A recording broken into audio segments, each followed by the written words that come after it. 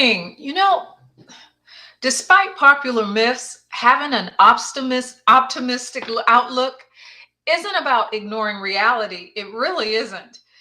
Or pretending that everything is fine or expecting changes to happen overnight without effort. Do you really? Or maybe eliminating all sources of stress from your life.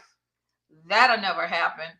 Or thinking positive thoughts alone can solve every problem and make a dramatic transition or a dramatic transformation. If that's what you're thinking, that optimism is any of these things, then I'm here to tell you it isn't so. Optimism is about cultivating a realistic attitude, about making small but steady changes and learning to actually manage your stress, not get rid of it, by finding balance and using coping mechanisms to deal with difficult situations. Look, hi, I am Michelle O'Neill, your emotional wellness coach, and my mission is to help you manage stress, achieve healthy balance, and enhance your emotional well being.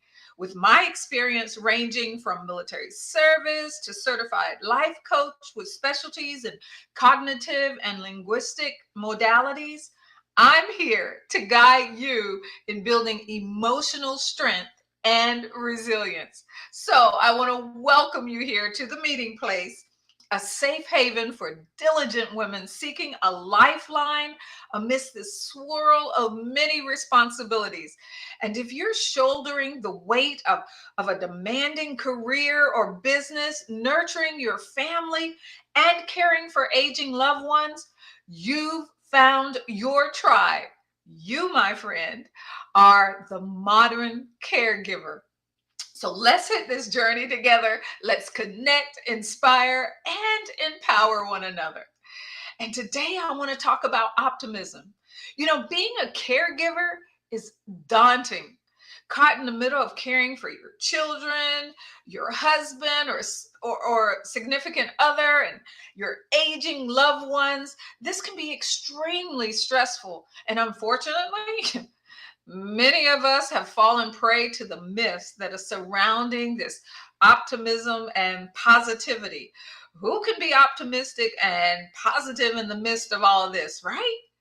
So today, what I want to do is I want to debunk common misconceptions surrounding optimism and positive attitude and positive change and stress management. And I want to help you learn how to actually manage stress in a realistic and achievable way. So, are you ready? It can be difficult to discern fact from fiction in a world filled with information overload. So let me guide you through can't even do three simple myths and unveil the truth behind these essential aspects of well-being: optimism, positive attitude, and stress management. And I want to challenge your perceived notions and broaden. Woo, it's hard to talk this morning. That's what happens when you have coffee before you get on here. But I want to challenge your perceived notions and broaden your understanding and actually embark on a journey towards a more positive and stress free life. Is that what you want? I do. So let's separate fact from fiction and shed light on the path to a brighter future. So let's start with myth one. So let's see. Myth one talks about optimism means ignoring reality and being overly positive about every situation. Are we talking about a Pollyanna here? Look, that was a character in a movie. Reality is optimism is about understanding the reality of your situation and looking for solutions, looking for better ways to handle it. It allows you to see the actual positive aspects of a situation and remain hopeful for the future despite all those challenges. In fact, Optimism does not imply denying reality. Who said?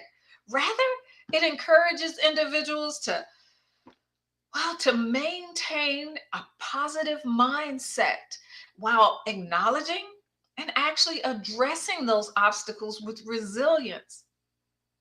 So, what is optimism? It's that resilient bounce back. It's knowing what's there before you, but seeing the possibilities and the options before you. And so let's move to myth two. That is that managing stress means eliminating all sources of stress from your life. Girlfriend, it ain't happening. And all stress really isn't bad. Reality is there's a myth that stress is detrimental to our well being. Well, that's a myth. It ain't true.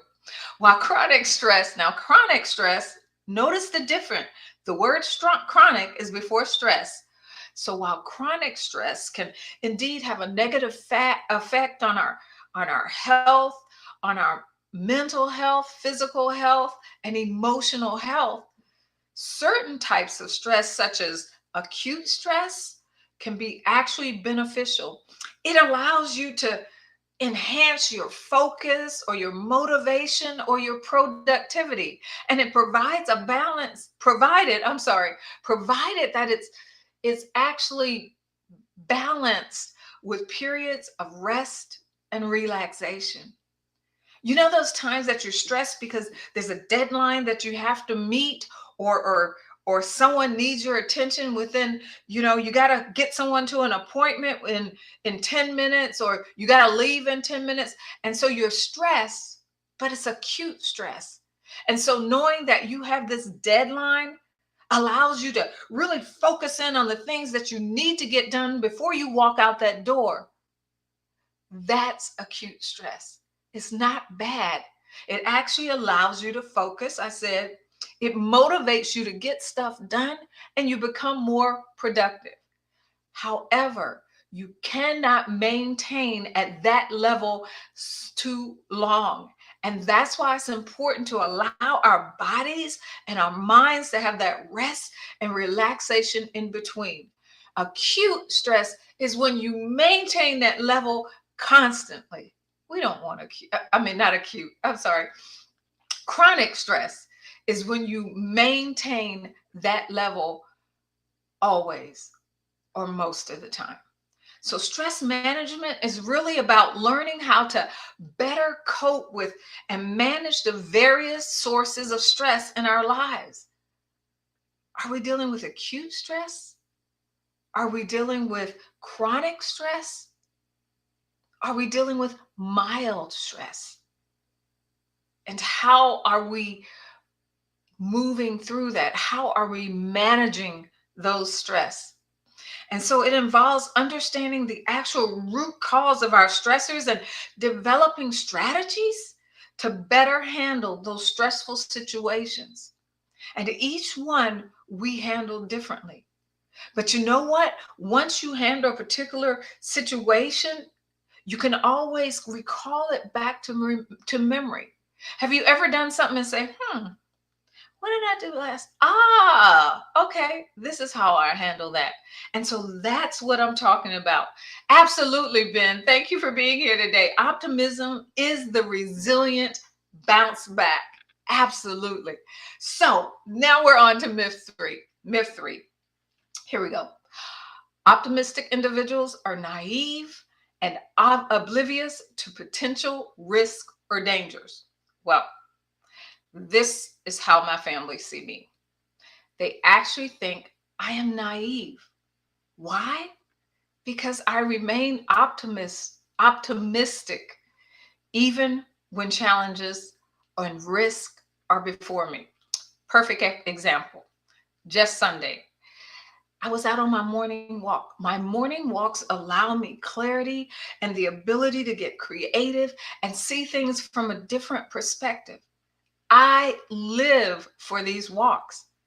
But this particular time, I was getting ready to go into a parking lot near my area, and someone drives up real quick, rolls down their window, and yell, "There's a bear!" And I'm like, "Uh huh, a what?"